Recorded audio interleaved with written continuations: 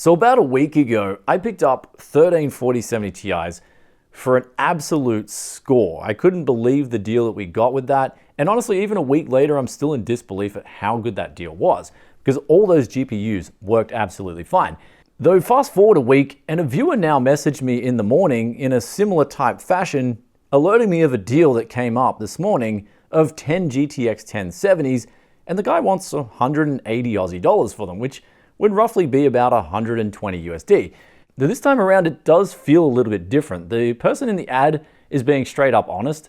They're just saying, look, they don't think the cards will work, they're untested, and he could only really get 2 of them to work via the DVI ports.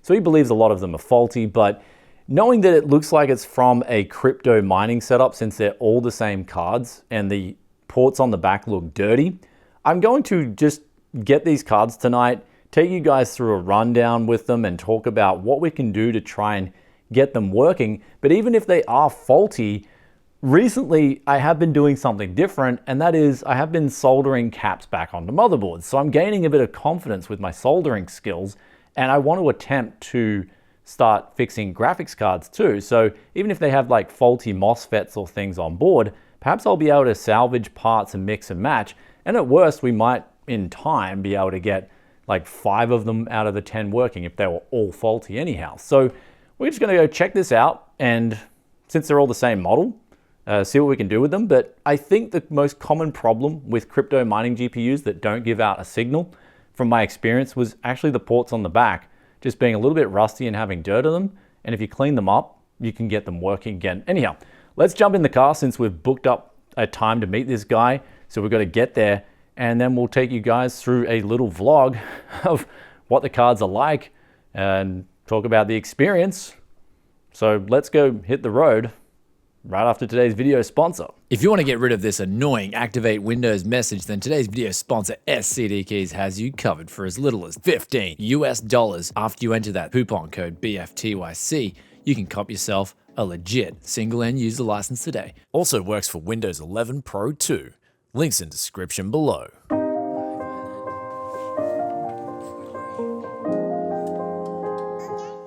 Like my RAMs were playing up. Okay, yeah. Did you get them off a crypto miner or something? Yeah, so, okay. And it pissed me off because then, like, I wasn't sure because the RAMs were playing up or this was playing up.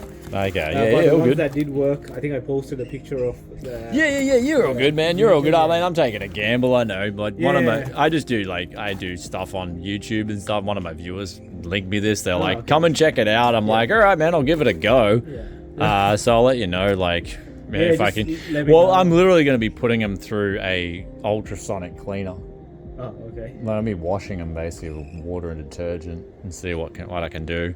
Oh, okay. So, Can yeah, you forward me a link? I'm curious to see what you do. Yeah, I'll let you know. I'll link you the video, Yeah. bro, when it's ready to go. But So yeah, are you putting the circuit board also, or just the fins and stuff? I'll be just putting the PCBs, the actual circuit boards, in the Okay. wash and giving them a good wash, Yeah. and then we'll go from there. See what works, see what doesn't work. Because sometimes with crypto miners, can be a lot of gunk just stuck in weird places. Because they usually, a lot of them will mine out of their garage, Yeah. and especially the closer they are to the ocean, Yeah. you got a faulty card. If it's Okay. capacitive, you're in a bit of luck. Like, you Okay. can clean it all off and it works again.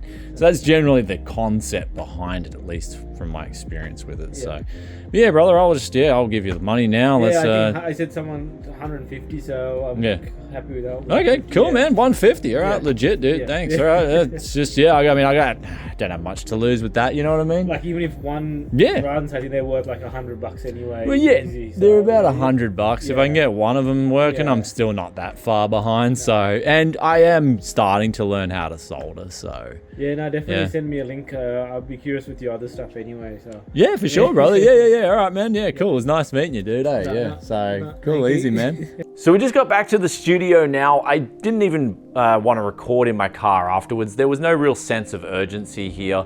The guy was actually so nice. He even just said, look, I'll do them for 150, because in the messages, the conversations we had, he said, look, you do know that you have read the description, right? You do understand that they're not 1070s that are all guaranteed working sort of thing. I'm like, yeah, I read the description, man. I'm gonna take a gamble.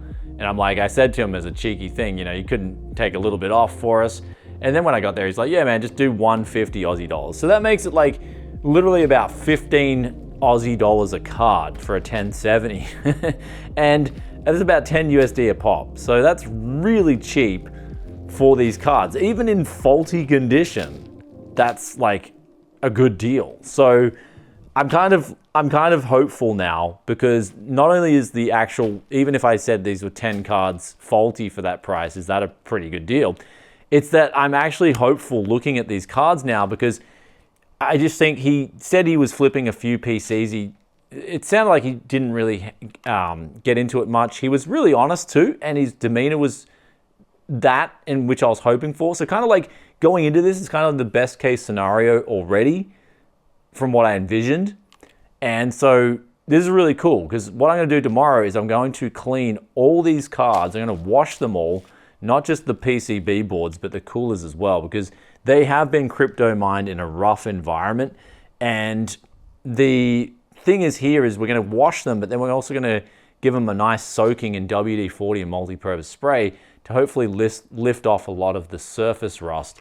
And then after that, I think we should be able to get some pretty good success with these cards. I'm hoping. Now, I do think a few of them are going to be faulty, but even if I can get like hopefully if I get 5 of these working, that'd be actually really good. But one thing is they are the Inno3D models, so you are definitely going to have to undervolt. Even if I get one working, I'm going to have to undervolt these things, because Inno3D, especially during the 10 series, like these things are so lightweight, but it's a 1070, and they're just going to overheat. Like these things will be running 80 degrees all day, every day on this current outfit. But if you undervolt it, you can get them running like in the 70s. And so that's, yeah, undervolting is like a prerequisite for these, 3D models, at least from my memory and from my experience with them. But let's get ourselves a Tech Yes feed, get some sleep, wake up in the morning and start tackling these cards, because I'm not even going to test them. I don't even want to test them with the current amount of corrosion on them.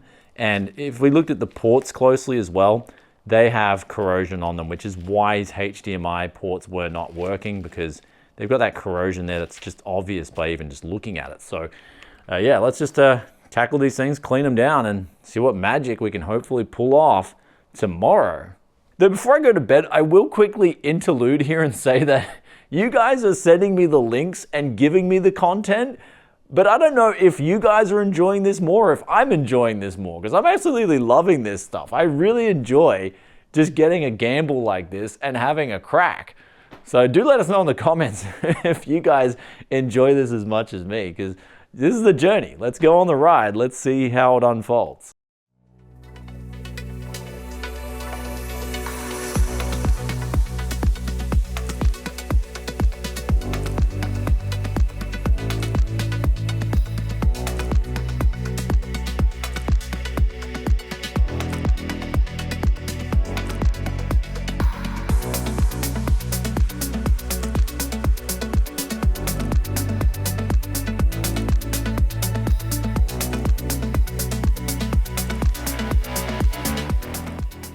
So here we are now, waking up fresh, and we have already gotten into this by pulling all these GPUs apart, cleaning off the thermal paste off the heatsink and the PCB, and then we've also taken the fans off the GPU and the heatsink. But there's some weird things I just thought I'd talk about here. And for starters, they're using colorful fans. So is there kind of some link there between the GPU brand Colorful and Inno3D that we didn't know about? But then there was another thing too that concerned me, and that was this right here. This heatsink is so bad. 150 grams or 160 grams of heatsink on a GTX 1070. That is ridiculously bad. So yeah, my concerns about undervolting with these cards is now like you have to undervolt these 1070s. In fact, I hope they were undervolted when they were being used as crypto mining GPUs. But that aside, they are just really filthy, and pulling off the MOSFET heatsinks, we can sort of see that that's left this card in a bit of a time capsule in that area, and you just see it versus the rest of the card. It's just, they're absolutely filthy. Let's put these things through the ultrasonic cleaner, see how they come out, and I will have to I want to research a different method of taking rust off. I spoke to my brother just before, and he was like, try using vinegar. So I'm just gonna research that and see if people have good results on just, especially getting rust off these connection points at the end here. So I'm gonna look into using a bit of vinegar on it if I can.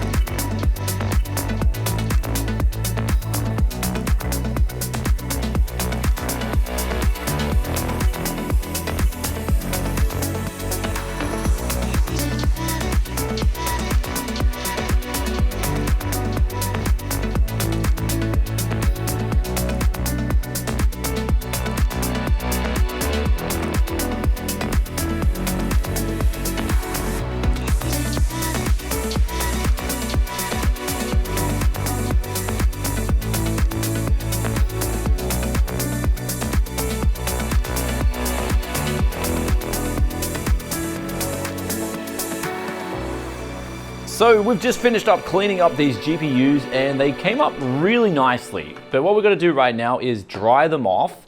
And so for this, we just use our air blower.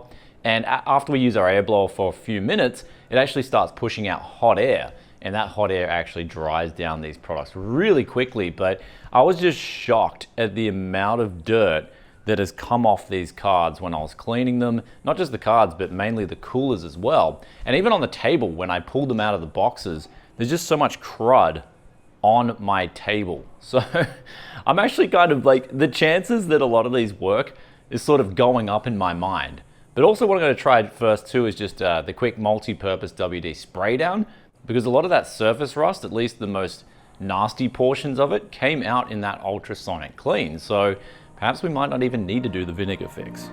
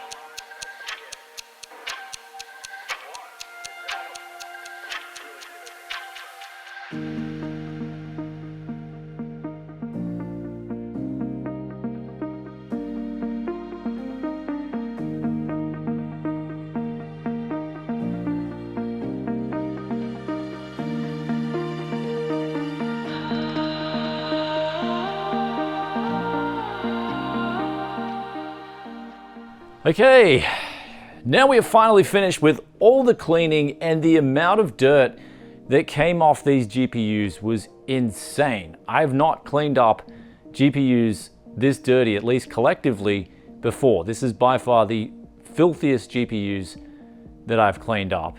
And I'm surprised the guy even got one to work with the state that they were in. I would not expect any of them to boot up. And in fact, the danger of booting them up in that state is that you can further damage the cards. But now that we've cleaned them all up, we're gonna give them a run, see what works, see what doesn't work. But also on that note, we have saved these things, at least for the time being. We have saved them from Crustacean Nation. And we're at least giving them a new home here at Tech City. So fingers crossed, we can get these things to work and get some signals. But let's go through them. Let's go through them.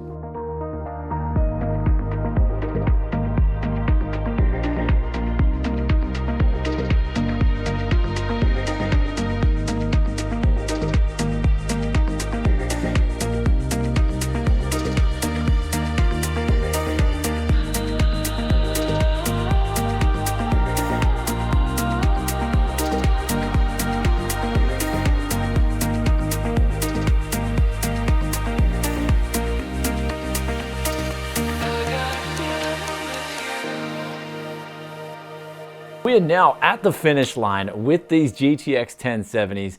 We have some really good news, and that is 9 of the 10 GPUs work, and they work absolutely fine. But one of them just gives out this weird problem where it just won't boot up on HDMI or DVI, or even a DisplayPort adapter to DVI connector.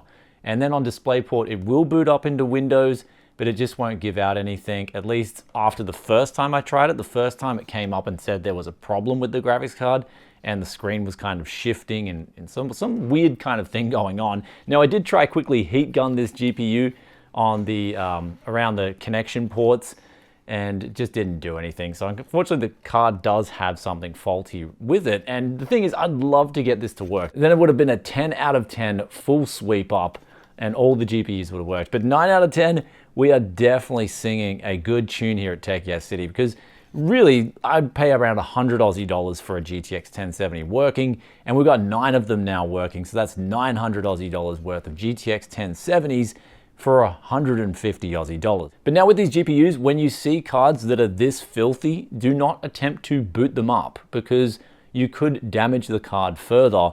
And in itself, I believe that's what happened with this 1070. It was just so filthy. The person tried booting it up, getting a signal out of it, getting it working, and then it started cutting out and doing all sorts of weird behavior.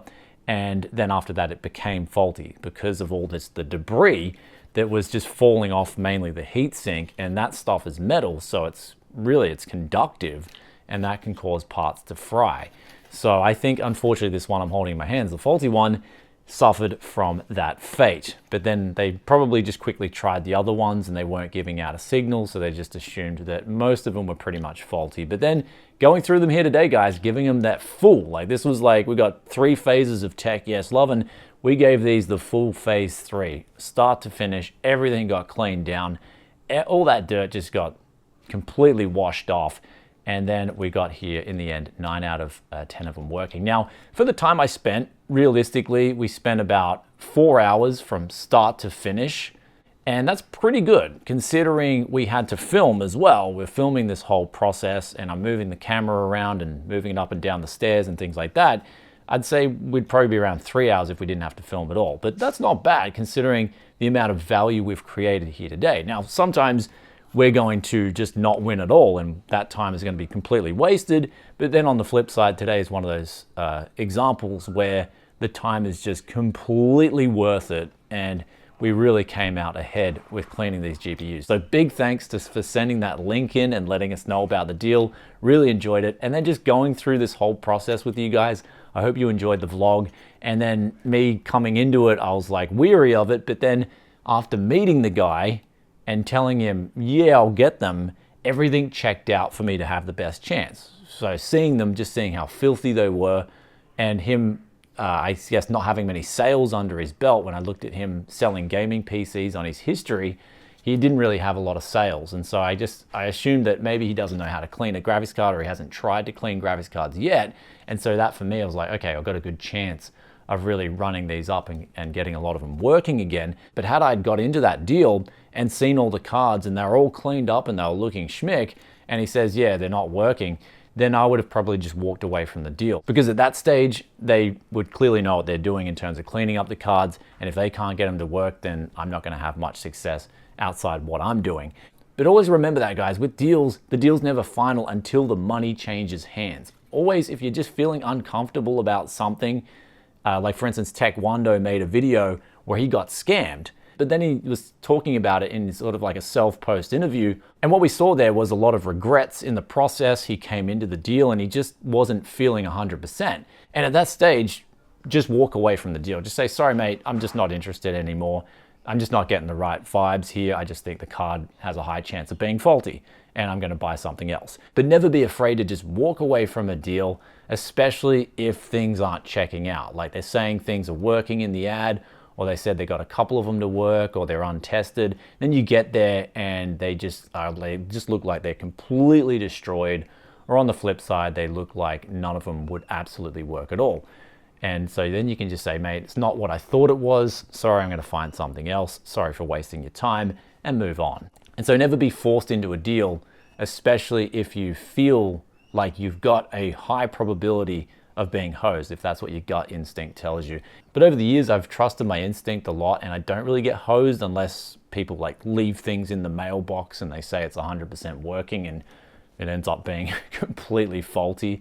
But hey, I got my money back on some of those scams anyway. So, but that being said, guys, I hope you enjoyed today's video and today's journey with the 9 out of 10 GTX 1070s working. If you did, be sure to hit that like button. And if you have any questions or comments, be sure to drop them down below. I may just try with this last one, just like leaving it in the vinegar, like we said before. And I might report on the comments if it does end up working, because I do believe it's just something wrong with the actual DVI and HDMI ports, is the weird behavior being displayed there. So we'll just try dunking that in like vinegar, maybe get it, maybe see if it can work.